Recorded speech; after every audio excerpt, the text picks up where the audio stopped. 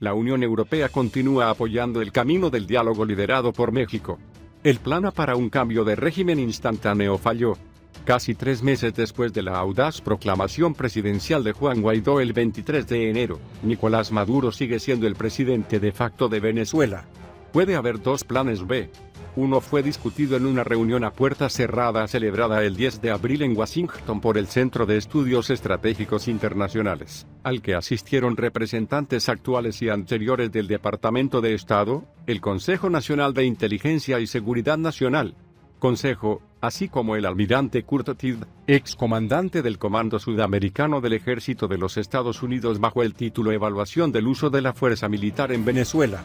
Soporte externo. La operación solo sería factible con el apoyo de otros países de la región.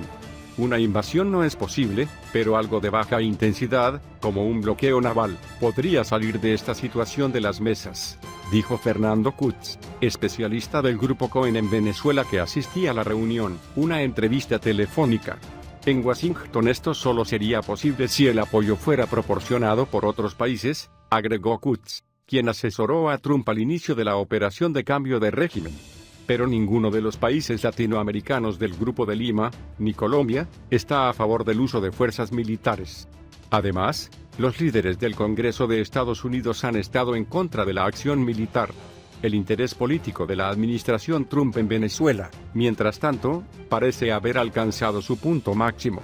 El número de tweets producidos por los 4 arquitectos de la operación venezolana, Mike Pence, John Bolton, Marco Rubio y Mike Pompeo, pasó de 153 por semana en enero-febrero a solo 34 en la actualidad. Estrategia de diálogo. México lidera la estrategia de diálogo entre la presidencia de Chávez y la oposición. Así que la otra opción permanece. Que la comunidad internacional, después de la decisión de 53 países, incluidos muchos europeos, de reconocer a Guaidó, está avanzando hacia una solución negociada. Si esto sucede, el interés diplomático cambiará de Washington a la Ciudad de México.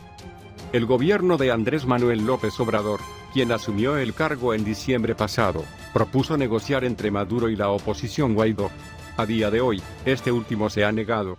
Uruguay y, en menor medida, la Unión Europea, están a favor del plan mexicano, con la diferencia de que creen que la convocatoria de elecciones generales debe ser un sine qua non de las negociaciones. Para nosotros, el diálogo es el plan A, explica en una entrevista Maximiliano Reyes Zúñiga, subsecretario de Relaciones Externas del gobierno de López Obrador. Y no nos unimos a este diálogo en las elecciones porque es una decisión que los venezolanos deben tomar. Nuestra constitución nos prohíbe apoyar el intervencionismo, dijo Reyes. El valor de México: somos el único país que tiene contactos de primer nivel entre las dos partes. Dicho esto, Reyes insiste en que debe haber una solución democrática y significa un proceso electoral, pero aceptado desde dentro. Debemos insistir en que somos elecciones creíbles, no le daremos un cheque en blanco al régimen de Nicolás Maduro, dice. En lugar de un proceso liderado por la administración de Washington, el organismo que tiene que dar estas garantías es la ONU, insistió. Incluso hablar de los pros y los contras de la acción militar en Washington es peligroso, advirtió. Estamos haciendo todo lo posible diplomáticamente en nuestras manos para evitar cualquier intervención militar. Hemos sido víctimas de la interferencia militar en México y sabemos que esto tendría serias consecuencias para toda la región. La propuesta mexicana de diálogo ha sido ignorada por la oposición de Guaidó y los países que defienden el forzamiento de la salida de Maduro. Es decepcionante que México se haya separado de otros países latinoamericanos que quieren derrocar a Maduro, dijo Kutz, de origen brasileño, que excluye las negociaciones con Maduro y propone mantener conversaciones con las Fuerzas Armadas de Venezuela. Ningún cambio en el país. 3 meses después de la proclamación de Guaidó, Maduro sigue siendo presidente, pero Reyes enfatizó que hasta el día de hoy, somos el único país en tener contactos de primer nivel con todas las partes, tanto el régimen del presidente Maduro como la oposición de Guaidó, con los Estados Unidos y los Estados Unidos. El Grupo de Lima, así como España y Europa. Esto ha sido reconocido por todos, porque la situación está estancada y piensan que en algún momento será necesario hablar. Nuestro principal enviado, agregó, estuvo en Caracas la semana pasada y sostuvo reuniones al más alto nivel con ambas partes y esperamos que haya una señal de que podría ser el comienzo de una solución pacífica. Algunos problemas deben resolverse antes de que se convoque la elección, dijo Reyes. El primero son las sanciones y el embargo de petróleo impuesto por los Estados Unidos con el apoyo de otros países, incluido Canadá. Además de agravar la crisis humanitaria en Venezuela, distorsionaría cualquier voto. El bloqueo es terrible porque viola un principio básico de elecciones que es la equidad, dijo. Otra condición previa para la celebración de elecciones libres es la libertad de los presos políticos exigida por la oposición, dijo Reyes.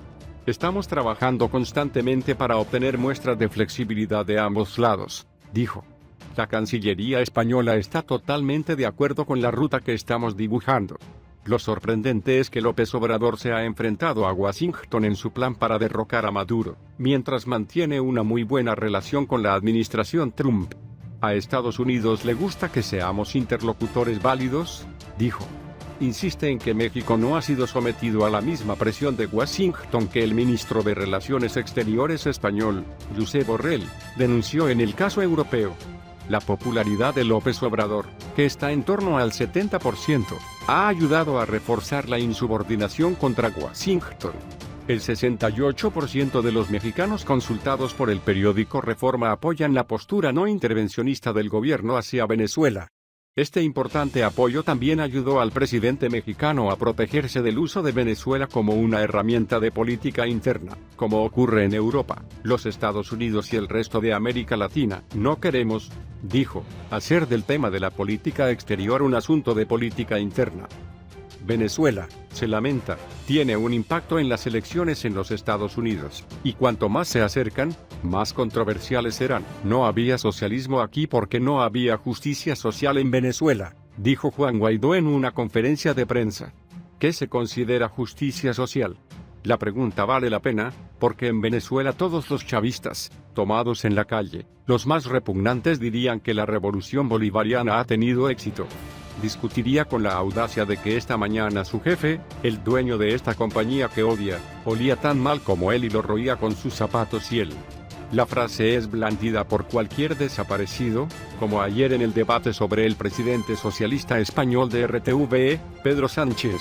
Para hablar de lo que aparentemente es falso, no se hizo. En una sociedad. El concepto se basa en la idea de que existe una injusticia en una sociedad, y como es una acusación, es el Estado el que tiene el derecho de corregirla. Esto puede ser cualquier cosa, desde la pobreza hasta la riqueza extrema, a través de los supuestos privilegios de ciertos grupos y el aumento de la promiscuidad, lo que probablemente resultaría de la producción desenfrenada de material pornográfico. No importa qué. Es Aristóteles, en Ética, con su idea de justicia, lo que permitió que el concepto se desarrollara. Justicia distributiva, llamó. Que cada uno toque lo que, según su condición, le corresponde.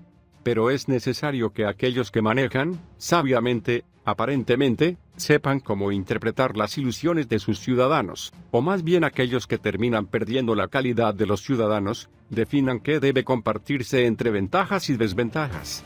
El objetivo final, y esto se define con precisión que la justicia distributiva, desarrollada después de Aristóteles por John Rawls, es un igualitarismo. Por el contrario, debemos estar de acuerdo con la desigualdad. Es igualitarismo, equidad distributiva, la mayor bandera de izquierda. Lo planteado por el marxismo desde sus orígenes, que buscaba únicamente la abolición de las clases, levantado hoy por el socialismo del siglo XXI.